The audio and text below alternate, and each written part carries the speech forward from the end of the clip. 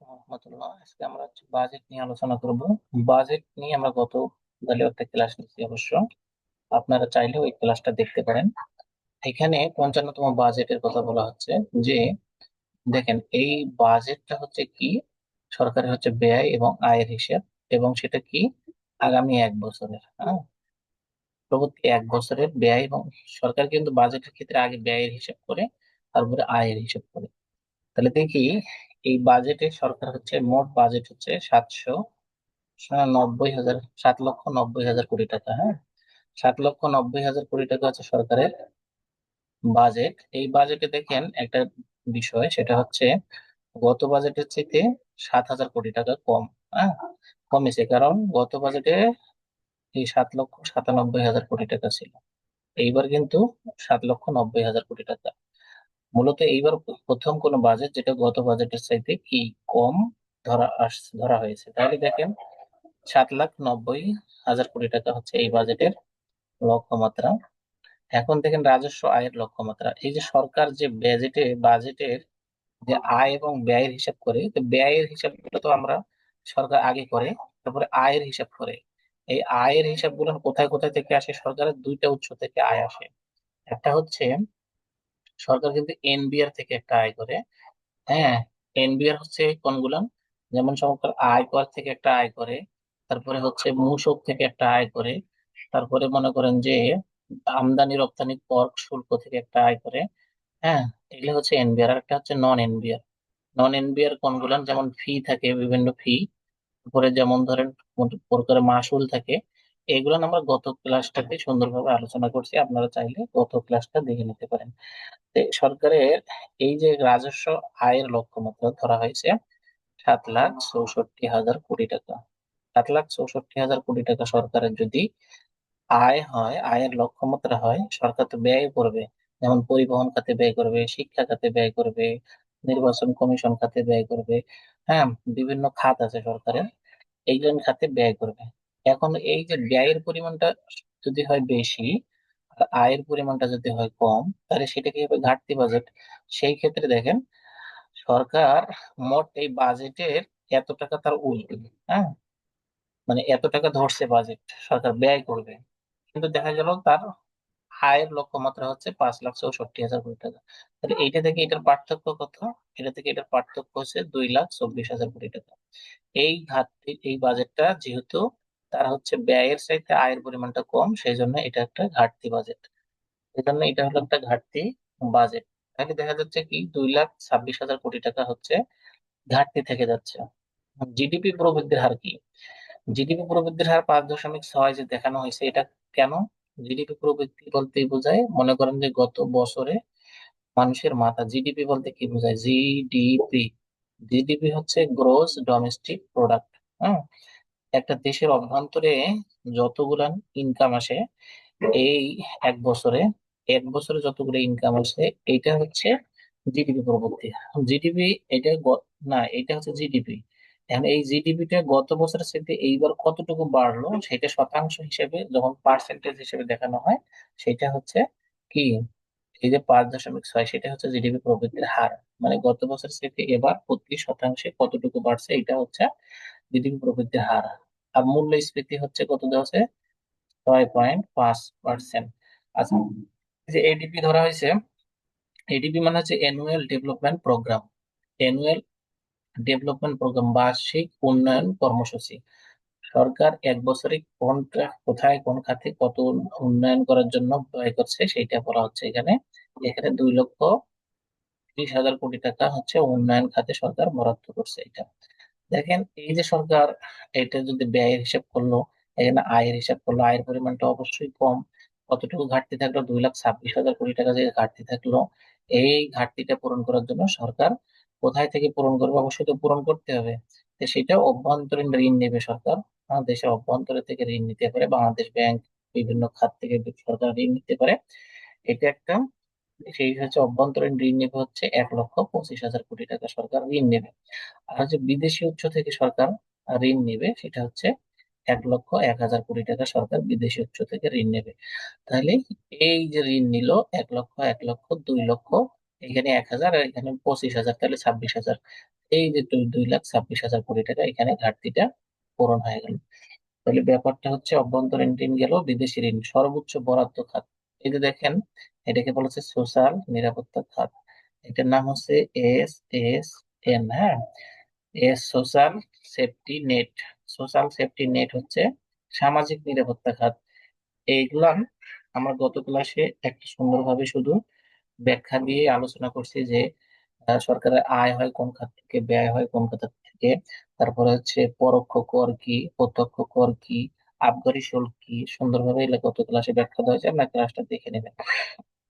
তাহলে এইখানে social safety net বলতে বোঝাচ্ছে সাধারণত সরকার যে এই যে বিভিন্ন প্রকারের ভাতা দেয়, যেমন বয়স্ক ভাতা, যেমন ধরেন যে প্রতিবন্ধীদের ভাতা দেওয়া হয়, যেমন ধরেন যে কাজের বিনিময়ে খাদ্য, এই যে হা কাজের বিনিময়ে টাকা, এগুলা যে সরকার যে যে মানুষের উম, মৌলিক চাহিদা পূরণ করার জন্য যে সমস্যাগুলো থাকে, সেই সমস্যাগুলো পূরণ করার জন্য যে উদ্যোগ নেয়, সেটা হচ্ছে সামাজিক নিরাপত্তা খাত। হ্যাঁ, এইখানে সরকার এবার সর্বোচ্চ বরাদ্দ দিছে কি 95,908 কোটি টাকা বরাদ্দ, যেটা এই বাজেটের কত 12.18%। হ্যাঁ, এখানে বরাদ্দ দিচ্ছে সরকার। এখন দেখি পরবর্তী যে খাতটা বলা আছে, এখানে বলা আছে শিক্ষা খাতে বরাদ্দ দিচ্ছে সরকার 95,644 কোটি টাকা। এখানে দেখেন 908, আর এখানে 664। হ্যাঁ, এতটুকু শুধু পার্থক্য, এটাতে একটু বেশি, এটা কম। তাহলে 95,644 কোটি টাকা, যা মোট বাজেটের 12.11%। হ্যাঁ, বরাদ্দ রাখা আছে শিক্ষা খাতের ক্ষেত্রে। পরিবহন ও যোগাযোগ খাতের ক্ষেত্রে দেখেন 58,000 কোটি টাকা, যেটা মোট বাজেটের হচ্ছে 7.5% সরকার বরাদ্দ রাখছে এই বাজেটের মধ্যে। হ্যাঁ, তাহলে দেখি যে রাজস্ব বোর্ডের লক্ষ্যমাত্রা কি। সরকার যে রাজস্ব বোর্ড আছে, এই রাজস্ব বোর্ডের লক্ষ্যমাত্রা, সরকার আয়ের উৎসগুলো হচ্ছে, আয়ের উৎস তো একটু আগেই বললাম, একটা হচ্ছে এনবিআর এর মাধ্যমে, এনবিআর এর মাধ্যমে, আরেকটা হচ্ছে নন এনবিআর এর মাধ্যমে। হ্যাঁ, এটা হচ্ছে আমরা গত ক্লাসে আলোচনা করছি। তা এই যে এনবিআর বলতে কি বোঝায়, এনবিআর হচ্ছে অর্থ মন্ত্রণালয়ের অধীনে একটা প্রতিষ্ঠান, যেই প্রতিষ্ঠান থেকে সরকার বিভিন্ন কর, তারপরে ট্যাক্স, ভ্যালু অ্যাডেড ট্যাক্স এবং ভ্যাট, তারপরে আমদানি রপ্তানি শুল্ক যেটাকে টেরিফ বলা হয়, তারপরে ভূমি কর, তারপরে আবগারি শুল্ক, এই ধরনের সম্পূরক শুল্ক, এগুলো সবগুলো হচ্ছে এই এনবিআর এর অন্তর্ভুক্ত। এইখান থেকে সরকার একটা, এই যে রাজস্ব আয়ের লক্ষ্যমাত্রা, সরকারের আয়ের উৎস একটা। হ্যাঁ, আবার নন এনবিআর এর মাধ্যমেও সরকার আয় হয়, এগুলো বোঝার জন্য গত ক্লাসটা করতে পারেন। আচ্ছা দেখি এই মূসক, মূসক মানে হচ্ছে মূল্য সংযোজন কর, যেখান থেকে সরকারের আয় হচ্ছে এই যে এত টাকা, এত কোটি টাকা, এখানে পার্সেন্টেজ হিসেবে দেওয়া আছে 70.5%। আয়কর হচ্ছে সরকারের যে এত কোটি টাকা, যেখানে 37.5%। এইখানে একটা বিষয় মনে রাখার আছে, সেটা হচ্ছে আমরা কিন্তু গত যত ক্লাস আছে, যত পড়া আছে সবগুলোতে দেখে আসছি যে সরকারের সবচেয়ে বেশি আয় করে ভ্যাট থেকে, ভ্যালু অ্যাডেড ট্যাক্স বা মূল্য সংযোজন কর। কিন্তু এইখানে দেখেন, এইখানে কিন্তু আয়কর থেকে সবচেয়ে কি বেশি আয়ের পরিমাণ, যেমন 37.8%। এটা একটা ব্যতিক্রম। হ্যাঁ, নতুন একটা আয়কর থেকে সরকারের বেশি আয় আসতেছে এই বছরে, সেটা বোঝানো হচ্ছে। এইটা আয়কর কি মূসক কি আমরা গত ক্লাসে দেখাইছি। এখন দেখেন আমদানি শুল্ক, আমদানি শুল্ক থেকে এত, এবং পার্সেন্ট এত। সম্পূরক শুল্ক, সম্পূরক শুল্ক কি, সম্পূরক শুল্ক হচ্ছে সরকার কিছু পণ্যের উপর আগে প্রোডাক্ট, যে যে পণ্যগুলোর উপর একটা শুল্ক ধরছিল, হ্যাঁ কর ধরছিল, ধার্য করছিল বা ট্যাক্স ধার্য করছিল, সেইটা নতুন করে আবার বৃদ্ধি করছে কারণ সরকারের ঘাটতি পূরণের জন্য। এই যে নতুন করে যখন আবার বৃদ্ধি করা হয়, সেটাকে সম্পর্ক শুল্ক বলা হয়। তাহলে এই কিছু কিছু পণ্যের উপর সম্পর্ক শুল্ক ধার্য করছে, সেটা হচ্ছে 13.7%। হ্যাঁ, এই জিনিসগুলো দেখে নেবেন। এখন দেখেন এইখানে যেটা বলা হচ্ছে বাজেটে জুলাই যোদ্ধাদের জন্য যা থাকছে, এটা খুব ইম্পর্টেন্ট। জুলাই যোদ্ধাদের জন্য বিষয়গুলো খুবই ইম্পর্টেন্ট।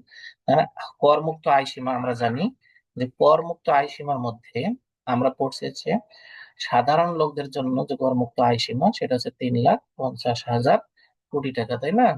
তারপরে হচ্ছে বয়স্ক যারা আছে বা 65 বছরের ঊর্ধ্বে এবং মহিলাদের জন্য, মহিলা প্লাস 65 বছরের ঊর্ধ্বে বয়স্কদের জন্য সাধারণত 4 লাখ, তাই না? 4 লাখ এইরকম করে দেয়া আছে, 4 লাখ। এখন এই যে প্রতিবন্ধী কি জানি বলে ওটাকে, তৃতীয় লিঙ্গ, তৃতীয় লিঙ্গ এবং প্রতিবন্ধীদের জন্য 4,75,000, তাই না? 4,75,000।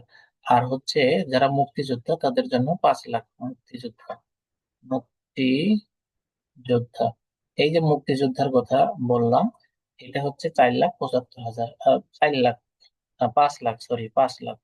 তাহলে দেখা গেল এই যে মুক্তিযোদ্ধাদের জন্য 5 লাখ, কিন্তু এটা দেওয়া আছে জুলাই গণঅভ্যুত্থানদের জন্য 5,25,000 টাকা কর মুক্ত আয়সীমা। মানে 5,25,000 টাকা পর্যন্ত তার কোনো কর দেওয়া লাগবে না। যখন 5 লাখ থেকে 6 লাখ টাকা তার হবে, তখন তার 75,000 টাকার উপর কর দিতে হবে। যদি তার হচ্ছে 5,50,000 টাকা হয়, তাহলে 25,000 টাকার উপর কর দিতে হবে। এই টাকাটার উপর কর দিতে হবে না। হ্যাঁ, তাইলে গতবার শুধু এই জিনিসটা নতুন অ্যাড করা হয়েছে। And দেখেন জুলাই গণঅভ্যুত্থানে শহীদ পরিবার এবং আহতদের জন্য 405 কোটি টাকা বরাদ্দ করা হয়েছে। জুলাই গণঅভ্যুত্থানে যারা শহীদ হয়েছে এবং যারা আহত হয়েছেন তাদের জন্য বরাদ্দ হচ্ছে এই যে 405 কোটি টাকা। আবার জুলাই গণঅভ্যুত্থান অধিদপ্তর এবং জুলাই গণঅভ্যুত্থান স্মৃতি জাদুঘর নির্মাণের উদ্যোগ নিয়েছে সরকার। এটা হচ্ছে জুলাই যোদ্ধাদের জন্য এতটুকু বরাদ্দ। হ্যাঁ, এটা আমরা দেখতে পাইলাম। এখন এই যদি হয় বিষয়, তাহলে আমরা এতটুকু বিষয়গুলো ভালো করে একটু মুখস্থ করতে হবে, কারণ এইগুলো না আগামী 1 বছর যে কোনো পরীক্ষায় যে কোনো সময় আসবে, এবং 1 বছর পর্যন্ত সাম্প্রতিক হিসেবে এই জিনিসটাই লাগবে। তাইলে যেই সাম্প্রতিকটা 1 বছর পর্যন্ত লাগবে ওটা তো পড়তে হবে, কিন্তু যেই সাম্প্রতিক, যেমন ধরেন যে 1 মাসের জন্য একটা সাম্প্রতিক, এই মাসের একটা ঘটনা, জুন মাসের একটা ঘটনা ঘটলো, এইটা মনে করেন জুন মাসের কোনো পরীক্ষা হলে ইম্পর্টেন্ট, কিন্তু 6 মাস পরে ওটা ইম্পর্টেন্ট থাকবে না, 3 মাস পরে থাকবে না। কিন্তু এই যে বাজেট, তারপর অর্থনৈতিক সমীক্ষা, তারপরে হচ্ছে জনশুমারি, জনশুমারি তো আরো 10 বছর পর্যন্ত ইম্পর্টেন্ট, এবং জনশুমারি উল্লেখ করে দেওয়া থাকবে যে জনশুমারির মতে মানুষের কোন এলাকার জনসংখ্যা সবচেয়ে কম শিক্ষিত, তাহলে ওইটা 10 বছর পর্যন্ত পড়া লাগবে, ওটা চেঞ্জ নেই। আর হচ্ছে এইটা আগামী 1 বছর পর্যন্ত এটার কোনো চেঞ্জ নেই। এই জন্য এই জিনিসগুলো সাম্প্রতিক হলেও খুবই ইম্পর্টেন্ট, মানে এগুলো এক্সট্রা। এইটা খুবই ভালোভাবে মুখস্থ করে নেবেন। আজকে এই পর্যন্ত, ভালো থাকবেন। আসসালামু আলাইকুম ওয়া রাহমাতুল্লাহি ওয়া বারাকাতুহু।